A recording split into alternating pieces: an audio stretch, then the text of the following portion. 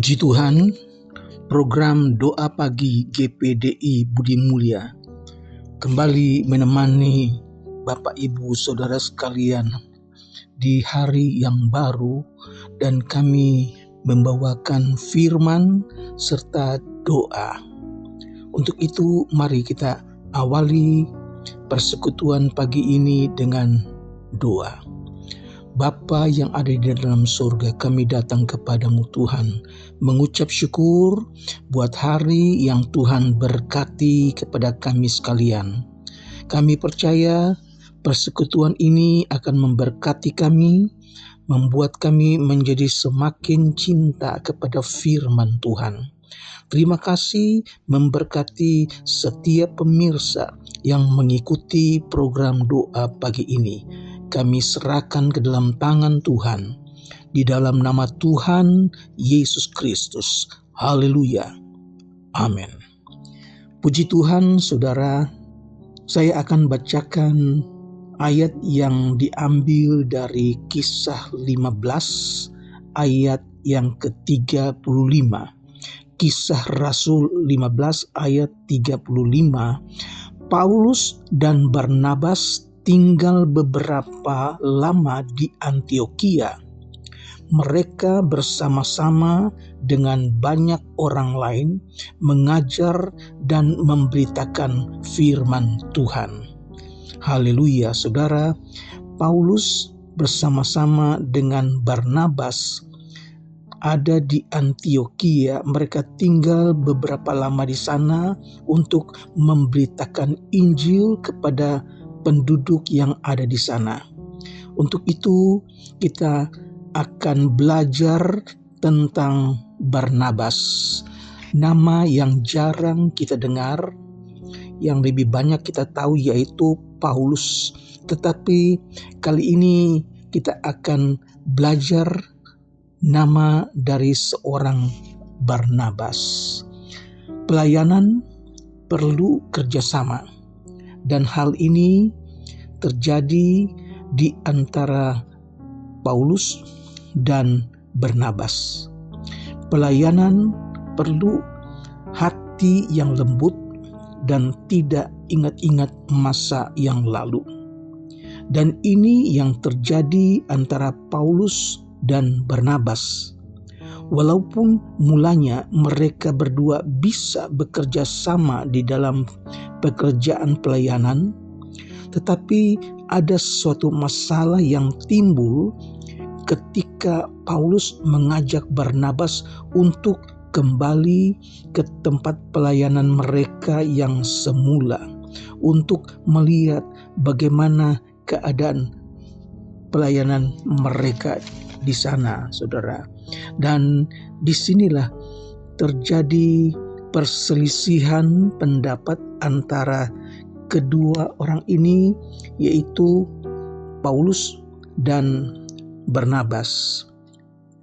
Barnabas setuju untuk kembali ke tempat pelayanannya semula, dan Barnabas mengajak seorang yang bernama Yohanes Markus untuk ikut dalam perjalanan mereka. Nah, ternyata Barnabas tidak punya masalah dengan Yohanes Markus, tetapi Paulus dengan tegas menolak apabila Yohanes Markus turut serta dalam perjalanan mereka kembali ke tempat pelayanan mereka yang semula.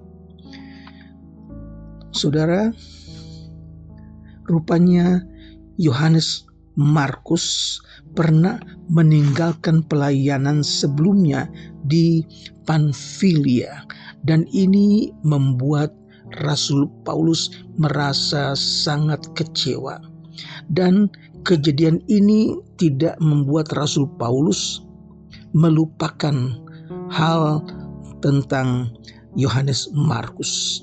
Dia masih ingat bahwa Yohanes Markus pernah meninggalkan pelayanan, dan Rasul Paulus masih merasa bahwa sifat ini tentu masih ada kepada Yohanes Markus.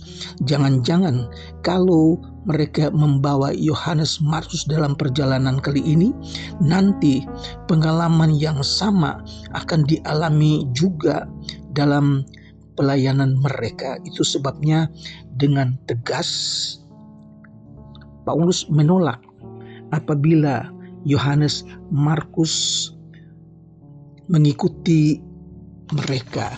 Tetapi dengan pengalaman ini, Barnabas tidak setuju dengan pendapat Paulus.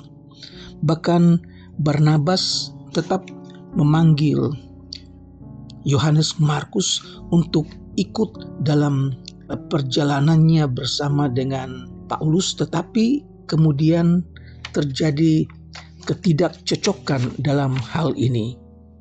Maka perjalanan mereka berpisah, saudara-saudara. Pendapat Barnabas berbeda. Ia melihat ada perubahan besar dalam diri Yohanes Markus. Itu sebabnya dia tidak segan-segan, dia percaya bahwa Yohanes Markus patut diajak untuk mengikuti pelayanan mereka.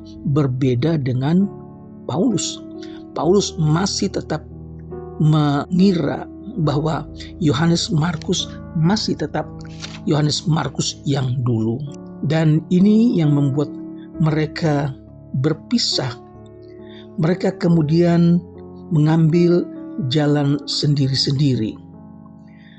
Barnabas membawa Yohanes Markus, sedangkan Paulus memilih Silas, dan mereka pergi ke Syria dan ke Leptia.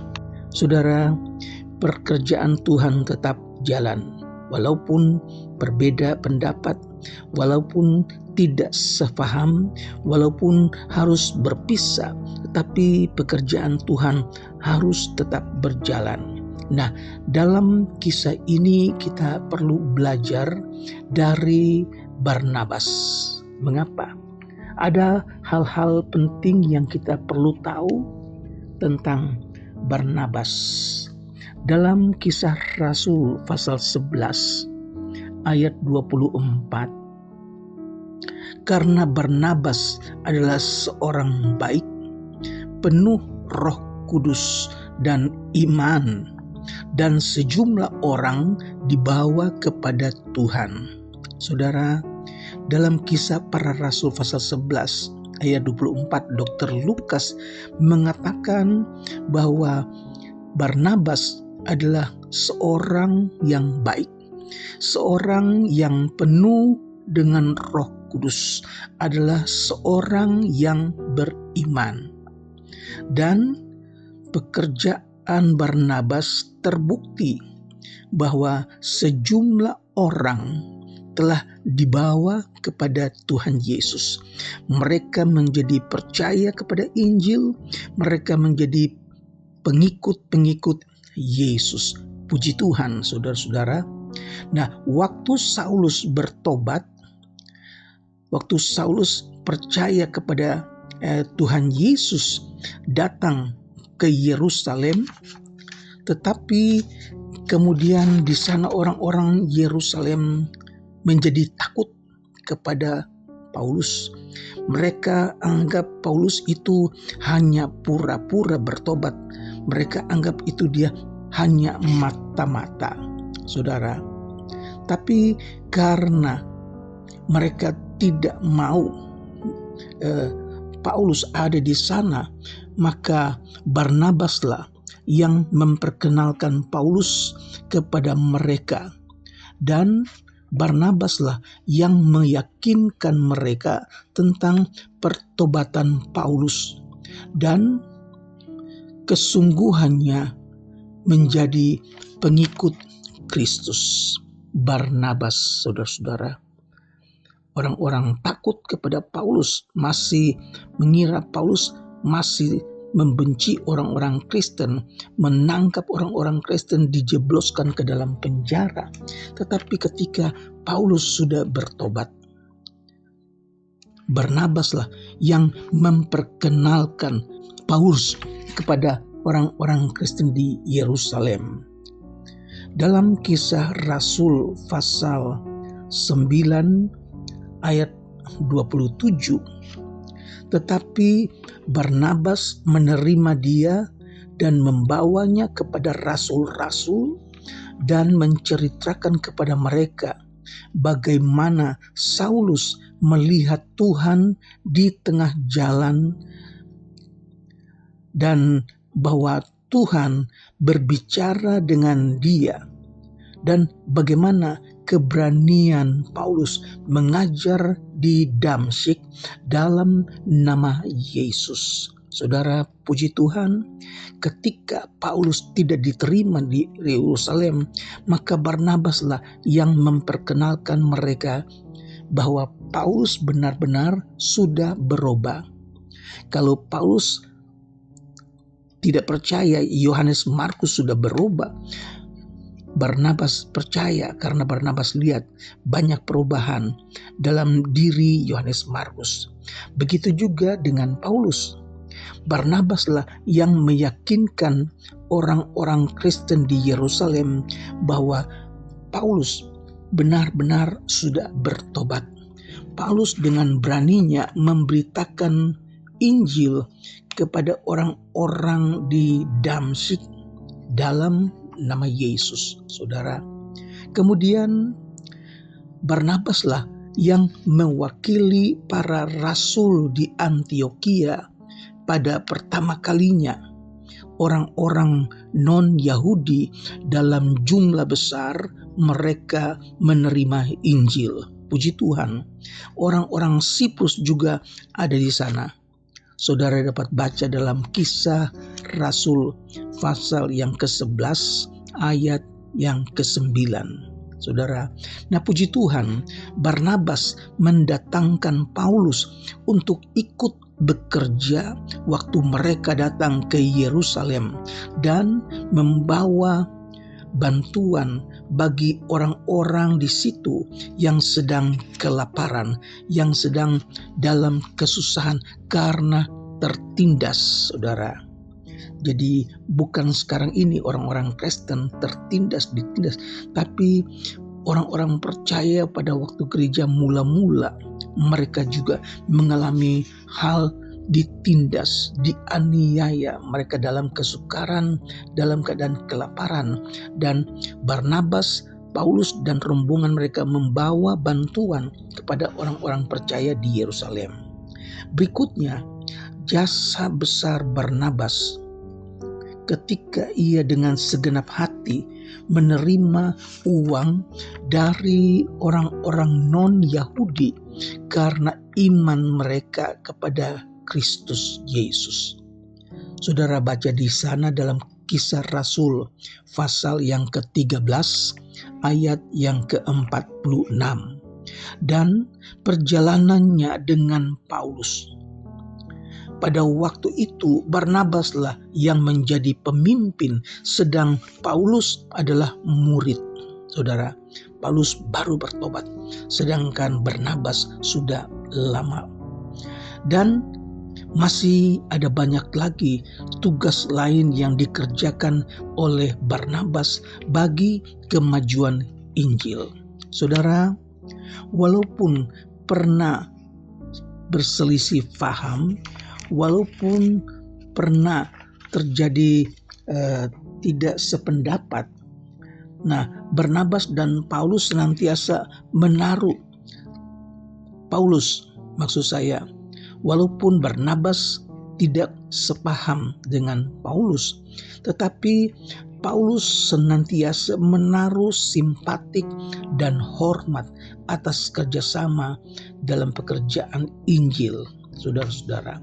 Nah, walaupun jarang kita mendengar tentang Barnabas, tetapi melalui renungan hari ini kita perlu belajar dari seorang Barnabas yang mungkin kurang dihargai oleh manusia, tetapi berharga di mata Allah. Puji Tuhan, Tuhan memberkati setiap pemirsa yang mengikuti program hari ini. Mari kita berdoa. Bapa di sorga, kami mengucap syukur buat firman yang kami terima di hari yang baru. Ajar kami mengenal orang-orang yang patut kami hargai, seperti Barnabas. Tuhan, tolong kami sebagaimana Barnabas dan Paulus bekerja bersama-sama, kami juga ingin bekerja bersama-sama dalam pekerjaan Tuhan dimanapun Tuhan tempatkan kami. Terpujilah namamu Tuhan Yesus. Hamba-Mu berdoa buat jemaat Tuhan yang sedang sakit, yang sedang dalam keadaan lemah. Mari Tuhan datang, bilur-bilur Yesus menyembuhkan mereka yang sakit, mereka yang dirawat di rumah, mereka yang terbaring lemah di rumah sakit. Tuhan, dalam nama Yesus, Tuhan sembuhkan. Terima kasih Tuhan Yesus. Kami berdoa juga untuk umat Tuhan yang belum bekerja, yang tidak bekerja, yang sedang mencari pekerjaan. Tuhan, buka jalan.